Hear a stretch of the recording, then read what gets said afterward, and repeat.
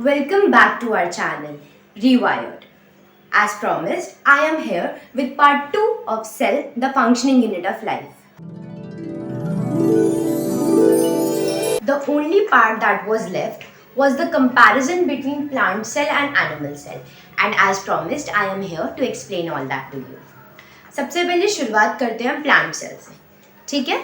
तो जो plant cell होता है, प्लांट सेल के पास एक सेल वॉल होती है. ये सेल वॉल सेल्यूलोज से बनी होती है, ठीक है? And as we all know कि cellulose is not digested by humans. तो प्लांट्स की जो प्लांट सेल की जो सेल वॉल होती है वो सेल्यूलोज से बनी होती है. इट इज अ पॉलीसैकेराइड, ठीक है? अगर it is a polysaccharide of glucose. Animal cell में कोई सेल वॉल प्रेजेंट नहीं होती. ये बात हमने फर्स्ट पार्ट में भी करी थी कि जो सेल वॉल होती है वो एनिमल सेल में एब्सेंट होती है क्योंकि एनिमल्स खुद को प्रोटेक्ट कर सकते हैं, उनके पास मोटिलिटी है, मूवमेंट है, लेकिन वहीं पर प्लांट सेल एक जगह पर रिजिडली खड़े रहते हैं.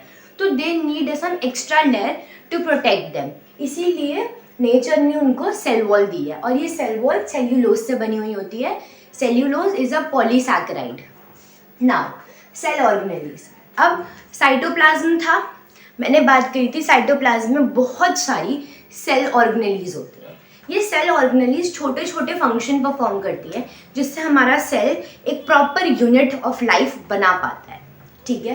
तो इन सेल ऑर्गेनेलीज के बारे में आप बहुत डिटेल में अपने 9th स्टैंडर्ड में पढ़ते हो, बट थोड़ा बहुत इंट्रोडक्शन जो आपकी बुक्स में है उसके अकॉर्डिंग सेल ऑर्गेनेलीज में वैक्यूल्स इंपॉर्टेंट होते हैं किसी चीज़ की स्टोरेज के लिए. It can be fats, it can be raisins, it can be water, it can be some food material, it can be anything, but vacuole का काम सिर्फ स्टोरेज का, ठीक है?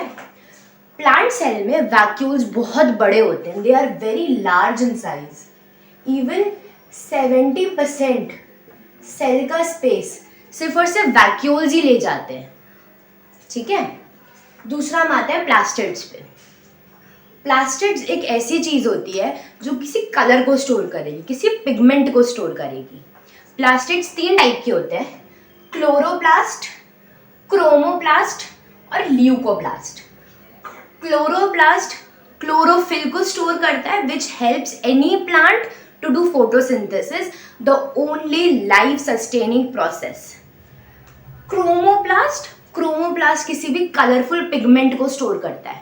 आपने देखा होगा, अगर आप ध्यान से देखो तो लीव्स के बहुत डिफरेंट कलर्स होते हैं. लाइक अभी फॉल चल रहा है तो फॉल में लीव जो होते हैं वो ब्राउन, रेड कलर के मिलते हैं. क्यों? क्योंकि जो क्रोमोप्लास्ट होता है, ये क्रोमोप्लास्ट क्या करता है? ज़ैंथोफिल्स, ठीक है, फाइकोबिलिन्स, इन सबको स्टोर करता है और फिर एक टाइम तक उन्हें शूट करता है. जब वो उनसे शूट करता है तो पिगमेंट का अमाउंट इतना हाई हो जाता है कि हमें जो लीव्स है वो डिफरेंट कलर्स के दिखने लग जाते हैं. ल्यूकोप्लास्ट वाइट पिगमेंट होता है, सिंपल पिगमेंट होता है. इसके ये सिर्फ वाइट चीज़ को स्टोर करके रखेगा, ठीक है? अब सेल ऑर्गेनेल्स तो एनिमल सेल में भी होता है, पर वैक्यूल का साइज एनिमल सेल में बहुत छोटा होता है. कंपैरेटिवली 30% ही होता है, ठीक है? प्लास्टिड्स यहाँ पे देख लेते हैं. हाँ, यहाँ से ठीक है. प्लास्टिड्स एब्सेंट होते हैं. ह्यूमन में प्लास्टिड्स नहीं पाए जाते. हमारा जो स्किन का कलर है ये सब कुछ एक हमारे बॉडी में एक हार्मोन होता है मेलेनिन, जो जितना ज़्यादा सेक्रीट करेगा उतना ज़्यादा इंसान काला होता है. चलो फन फैक्ट बता देती हूँ. मेलेनिन नाम का एक हार्मोन होता है, एक एंजाइम होता है जो हम सब ह्यूमंस की बॉडी में होता है. जितना ज़्यादा मेलेनिन उतने ज़्यादा आप काले होते हो, ठीक है? और सन की वजह से मेलेनिन का अमाउंट हमारी बॉडी में इंक्रीज होने लग जाता है. तब भी डॉक्टर्स कहते हैं, सारे डर्माट्स को आप सुनोगे कि सनस्क्रीन लगा के घूमो. सनस्क्रीन मेलेनिन और सन के बीच में एक प्रोटेक्टिव लेयर का काम करती है और हमारे मेलेनिन के अमाउंट को इंक्रीज नहीं होने देती और हम गोरे रहते हैं, काले नहीं पड़ते. बट ये सारा काम यहाँ पर प्लास्टिड्स करते हैं, बट यहाँ पर एनिमल सेल में प्लास्टिड्स नहीं है, मेलेनिन है जो सबको कलर देगा, डिफरेंट कलर्स देगा. कोई गोरा होता है, कोई व्हीटिश कॉम्प्लेक्शन का होता है, कोई फेयर होता है, फेयर व्हीटिश अलग अलग होते हैं, कोई बहुत डार्क होता है, कोई कॉकेशियन होता है. That all depends upon the amount of melanin. इसको साइड रख दो. अब न्यूक्लियस. प्लांट सेल में जो न्यूक्लियस होता है वो बिल्कुल साइड में पड़ा हुआ रहता है, ठीक है. It is present in the sidewards direction, sidewards orientation में होता है. लेकिन वहीं पे एनिमल सेल में न्यूक्लियस जो होता है वो सेंट्रली लोकेटेड होता है, बिल्कुल बीच में बड़ा सा आपको सेंट्रली लोकेटेड न्यूक्लियस मिलेगा एनिमल सेल में, और साइडवर्ड न्यूक्लियस मिलेगा प्लांट सेल में. साइटोप्लाज्म. प्लांट सेल में साइटोप्लाज्म का अमाउंट बहुत कम होता है. It is very less. क्यों? क्योंकि सारा स्पेस तो हमारे वैक्यूल्स ने ले लिया.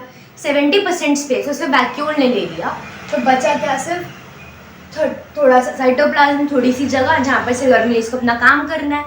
जेली लाइक सब्सटेंस तो चाहिए. तो सिर्फ 30 बहुत कम अमाउंट में साइटोप्लाज्म बस प्रेजेंट होता है. यहाँ पर साइटोप्लाज्म का अमाउंट अपने आप इंक्रीज हो जाता है मोर. क्यों?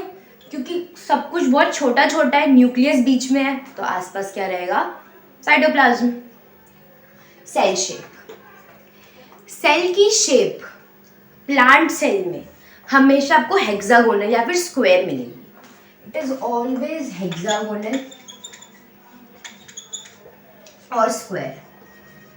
और एनिमल सेल में सेल की शेप बिल्कुल राउंड स्फेरिकल होती है.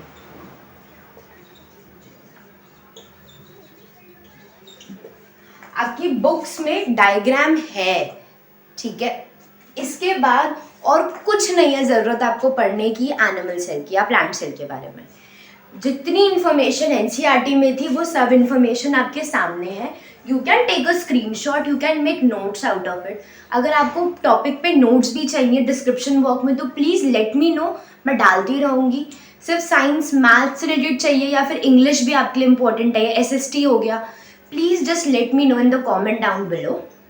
And remember, consistency is the key. जब तक आप सेल को रिवाइज नहीं करोगे आप समझ नहीं पाओगे कि कौन सा लिंक कैसे कैसे जुड़ रहा है. You have to be very particular कि कब कौन सी सेल ऑर्गेनेली कहाँ पर है, कैसे परफॉर्म हो रही है, कौन सा सेल वॉल कौन सा कंपोनेंट है जो सेल वॉल को बना रहा है, और कौन सा कंपोनेंट सेल वॉल को तोड़ सकता है. जैसे कि मैं अगर आपको बताऊँ तो लैबोरेटरी एनालिसिस जब हम करते हैं प्लांट सेल का और एनिमल सेल का, तो प्लांट सेल की सेल वॉल टूटती है सैफ्रनिन नाम के एक एंजाइम से, लेकिन वहीं पे एनिमल सेल मिथाइलिन ब्लू नाम के एक पिगमेंट से टूटता है. तो बी श्योर कि आप क्या पढ़ रहे हो, कैसे पढ़ रहे हो, आपको समझ में आए. NCERT and consistency, these both are the keys. NCERT is the bible of science. Please let me know how was the video.